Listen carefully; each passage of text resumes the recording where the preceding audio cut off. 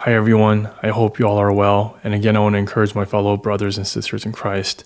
For those who are in pain, in a trial, and waiting on God, I want to encourage you to keep on waiting.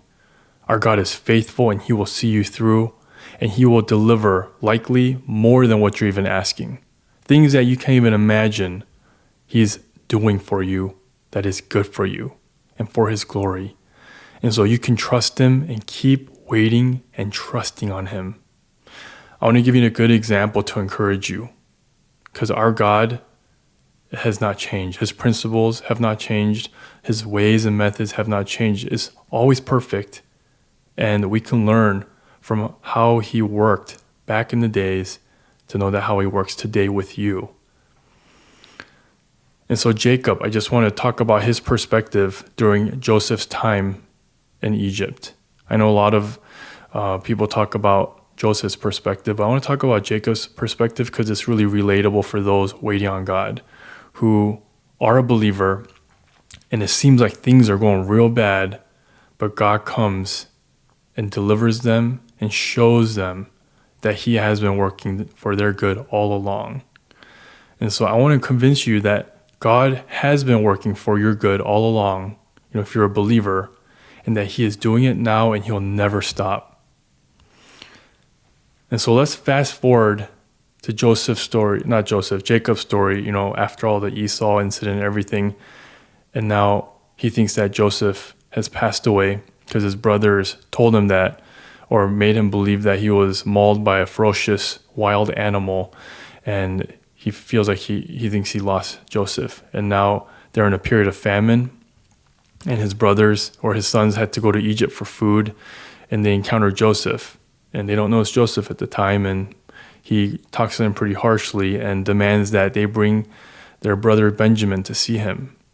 But Jacob doesn't want to send Benjamin because he's afraid that he might lose Benjamin like he lost Joseph. And, he favored the children that he got from Rachel because he loved Rachel and not so much Leah or, the concubines or the servants that he had babies with. And so he is scared of losing Benjamin. And he already lost Joseph, so he was bereaved of that. And now he's very concerned about losing Benjamin. So he's in this really impossible looking situation where if he doesn't let Benjamin go, they might starve to death.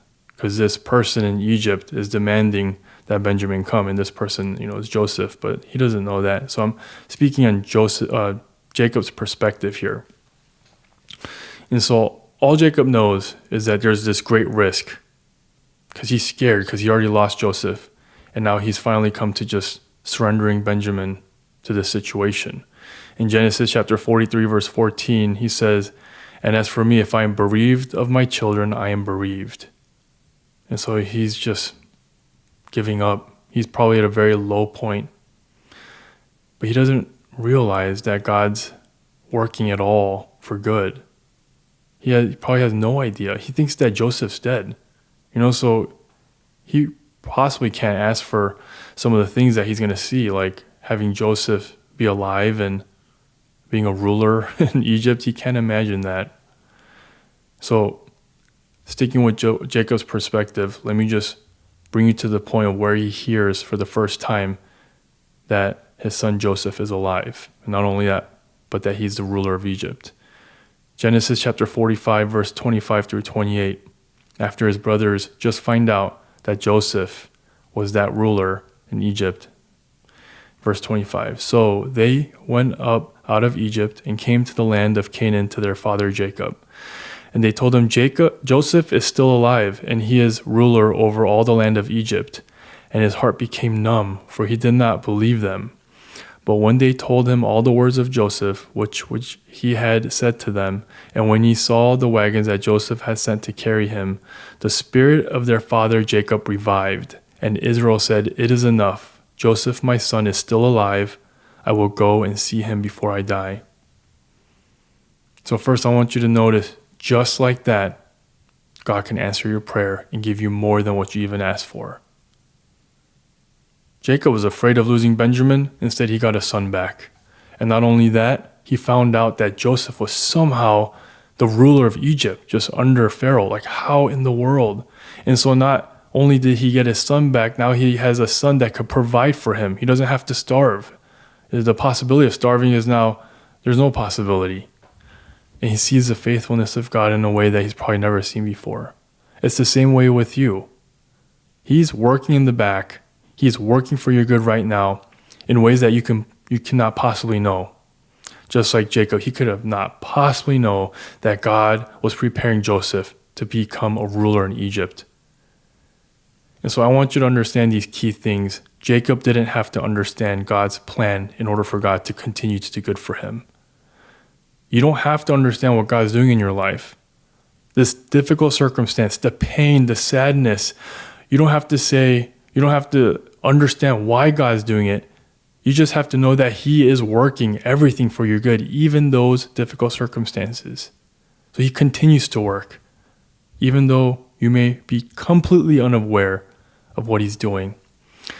And so although Jacob's circumstance at that time looked really bad, before he found out about Joseph being the second in command in Egypt, even though it looked really bad, he had no reason to despair. Why? Because God was working for his good, even though he didn't know it. It's the same with us. Even though your circumstance may look very dark and scary and is painful, you have no reason to despair because God is working for your good. He has been, he is now, and he will never stop. That's our God. And he does it in ways that we can't even comprehend sometimes, in much more wonderful ways that we could even imagine. Ephesians chapter 3 verse 20 says, "Now to him who is able to do far more abundantly than all that we ask or think, according to the power at work within us." This is a clear example in Jacob's case. God can do way more than what we can imagine or ask for. And he is the same today as he was in Jacob's time. And so, bottom line for Jacob here, Jacob thought Joseph was dead, but Joseph was alive and ruler over Egypt. No matter how dark your circumstance looks, it makes me think of Isaiah 61 verse 3, how God can give us a crown of beauty out of ashes. When all you see is sadness, fear, uncertainty, God could turn all of that ash into beauty. He could turn all of that sadness into being worked for your good. No matter how dark it looks, look at Jacob's example. God turned it all for his good. And he didn't know it until that one moment where God chose that perfect timing to reveal it to him. And it is the same with us a lot of times.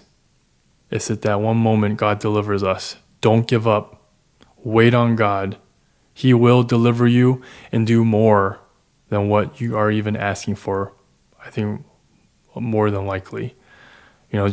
We can't understand all his ways, all the things that work together for our good. I don't think our minds can comprehend it. But when that day comes, when we see a part of God's plan being revealed to us, let's not be caught just despairing or maybe even complaining, but let us be thanking him, knowing that he is working for our good because he said so, and we knew it all along because we trusted him. So don't ever underestimate God. Trust in his promise that he is working for your good right now, that he'll never stop doing good to you. And just like he delivered Jacob, may he deliver you and give you much more than what you even asked for, what you could even imagine. May the Lord bless you and be with you and strengthen you and let you thank him even in the midst of waiting on him, and even have joy in the midst of waiting on him in your pain, in your circumstance that you're in. God bless you.